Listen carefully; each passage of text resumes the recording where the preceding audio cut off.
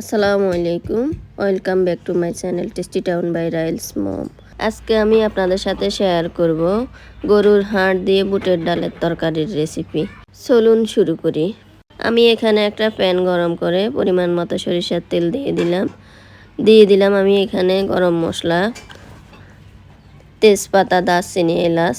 এটা আমি হালকা ভেজে নিচ্ছি। এবার আমি দিয়ে দিলাম পেঁয়াজ কুচিটা আমি হালকা ব্রাউন কালার করে ভেজে নিব। এবার আমি এখানে দিয়ে দিলাম আদা পেস্ট, দিয়ে দিলাম আমি এখানে রসুন পেস্ট। এখানে আমি 1.5 টেবিল চামচ আদা পেস্ট এবং 1.5 টেবিল চামচ রসুন পেস্ট দিয়ে দিলাম। এবার আমি এখানে দিয়ে দিলাম এলাচ গুঁড়া 1/2 চা চামচ, দিয়ে দিলাম দারচিনি গুঁড়া 1/2 চা চামচ।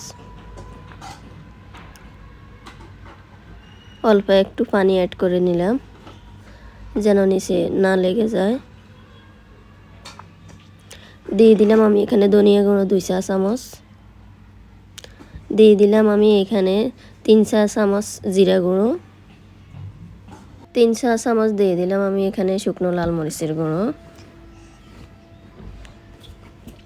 2 চা চামচ দিয়ে দিলাম হলুদ গুঁড়ো, দিয়ে দিলাম পরিমাণ মতো লবণ। এখানে আমি 2 চা চামচ লবণ দিলাম।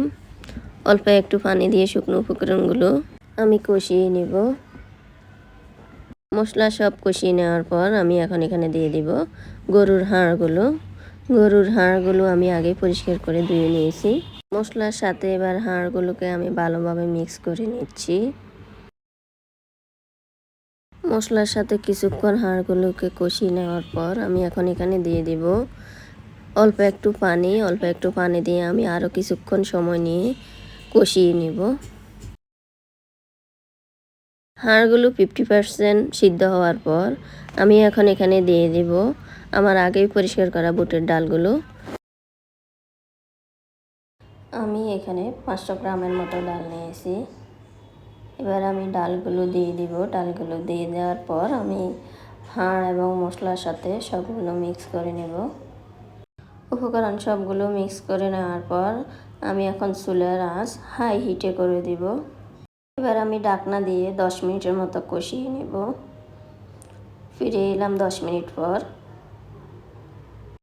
এবার আমি এখানে দিয়ে দেব পরিমাণ মতো পানি দিয়ে দেওয়ার পর আমি ডাল এবং হাড়গুলোকে ভালো করে মিশিয়ে নিচ্ছি পানির সাথে। আমি এখানে ডালগুলো সিদ্ধ হওয়া পর্যন্ত ঢাকনা দিয়ে আমি রান্না করব হাই হিটে এবং কিছুক্ষণ পর ঢাকনা উঠিয়ে আমি এগুলোকে নেড়ে ছেড়ে দেব। আমি এখানে গরম পানি ব্যবহার করছি তাড়াতাড়ি সিদ্ধ হওয়ার জন্য। এখন আমি চুলার আঁচ লো টু মিডিয়াম হিটে নিয়ে আসব। গরুর হাড় দিয়ে আমার বুটের ডাল রান্না কমপ্লিট। আমি এবার এখানে আরও কিছু উপকরণ অ্যাড করব।